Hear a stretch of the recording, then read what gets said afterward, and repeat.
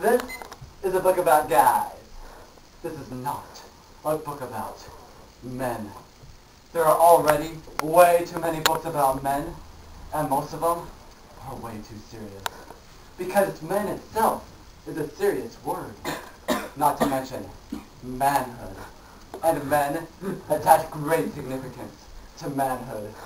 And this can lead to certain characteristically masculine, okay, by which I mean stupid, behavioral patterns, such as war, violent crime, spitting, and ice hockey. So, what I'm saying is there's another way to look at males. Not as aggressive macho dominators, but as guys. Women are confused by guys, let's just face it. They're always saying things like, how could he not understand our relationship is in trouble? Or even sometimes, why does he just like stuff blowing up? Well, the answer to that is simple. We guys are victims of our environment. We have no control over our own actions. And we'll see why in Dave Ferry's Complete Guide to Guys by Dave Ferry. As the boy baby is barely entering the outside world, his parents generally give him a bunch of stereotypically male toys to play with. A boy baby is generally given toys that stress power and dominance, such as trucks and planes and trains, whereas girl babies are given toys that stress nurture and sacrifice, such as dolls with names like Baby Puke on them. Now, when my son Rob was young, it was my philosophy he should be given only politically correct, environmentally sound, and gender-neutral toys, such as a spinning top carved out of non-endangered wood, or recycled tofu. With this thought firmly entrenched in my mind, I went to the local toy store. Okay, what I actually bought was a remote-controlled tank, but it was a really neat tank. It had a working turret and real treads, so it could climb over various obstacles, such as books and pillows. And my son Rob, who, being a small infant with basically the same motor skills as a watermelon, was unable to operate it himself. So I just had to operate it for him, which I did at every available opportunity. Well, because he seemed to enjoy himself, as was indicated by the increase in his drool output. This was also, I figured out he liked the electric train set. Now, the TV shows aimed at little children don't help too much either. I mean, these shows are infested with characters with names like Commander Brock. And these shows pretend to have uplifting themes, such as racial tolerance, ecological awareness, and nonviolence. But they almost always include macho behavior. Commander Brock. Oh no! It's an evil villain, Anthrax from the planet Pluto, who has no concern whatsoever for the environment. And it looks like he has. That's right, you fool! I'm the giant atomic fluorocarbon-emitting hairspray container of doom! Oh no! That's what you mean. That's right! The extinction has spotted out! Oh no! We must stop him by non-violent means if at all possible. Listen, Anthrax! Be raised and evolve! No! Okay then. Then beat Anthrax to a pulp. Every species is important, which is why we need to protect our planet by recycling whenever possible any hearty, nutritious meal, such as the breakfast cereal, relentlessly advertised on this program. Part of this complete breakfast. So, my point here is that the TV shows, along with the toys advertised for little boys, aggravate their already aggressive nature, which is why so many boys spend so much time acting like what professional psychologists call jerks.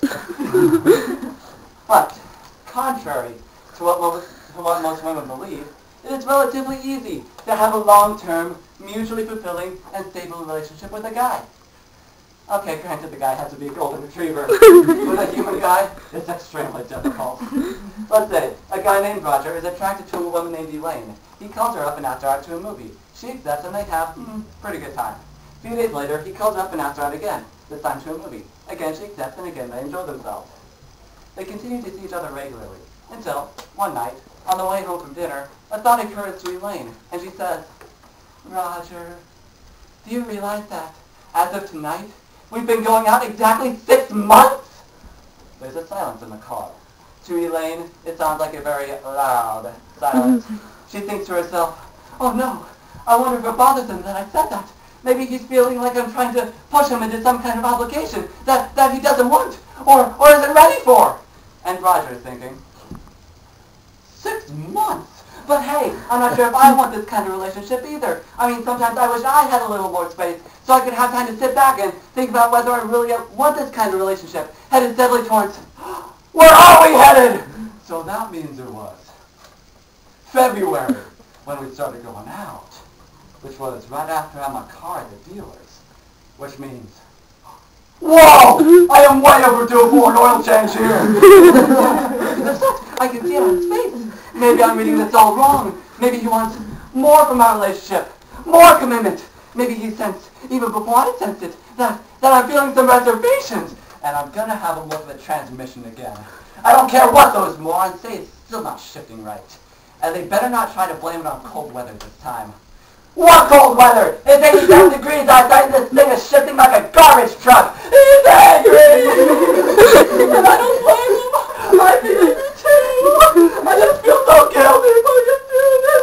And they'll probably say it was only a 90-day warranty. That's exactly what they're going to say. The scumballs. Maybe I'm just too idealistic. Waiting for a night to come riding up on his white horse. Warranty? They want a warranty. I'll give them a warranty. I'll take their warranty and I'll Roger. What? Roger, please don't torture yourself like this. It's just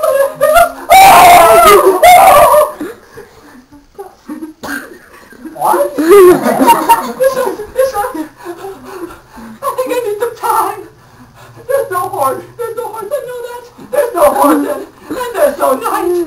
There's no horse? I think I need some time. There's a 15-second pause during which Roger, thinking as fast as he possibly can, comes up with a safe response he thinks might work. Yes. Elaine, deeply moved, touches his arm. Oh, do you really feel that way? What way? That way about time. Oh! Yeah? Elaine turns and gazes deeply into his eyes, causing Roger to become very nervous about what she might say next. Especially if it involves a horse. Oh, thank you, Roger. Thank you? He then takes her home, and she lies on her bed, a conflicted, tortured soul, and weeps until dawn. Whereas Roger, upon getting back to his place, immediately opens up a bag of Doritos, turns on the TV, and immediately becomes deeply involved in a tennis match between two Czechoslovakians he has never heard of. The next day, Elaine will call one of her closest friends, or perhaps two of them, and they will discuss the situation for 6 hours straight. They will analyze everything that he said and everything that she said, going over it time and time again, and analyzing every word, gesture, and expression for nuances of meaning. They will discuss the situation off and on, for weeks, sometimes months, never reaching any definite conclusions, but never getting bored of it either.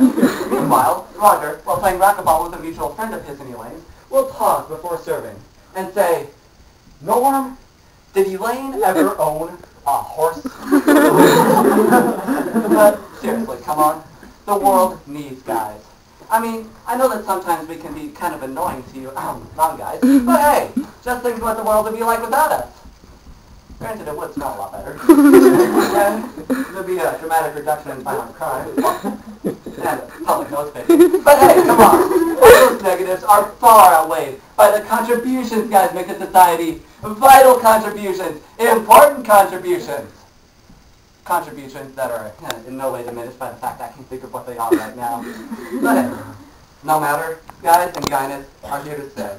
And I hope that I have in some small way improve the level of understanding between guys and members of certain other genders, so that this troubled and fragile world in which we all must exist will truly become a better and more caring place.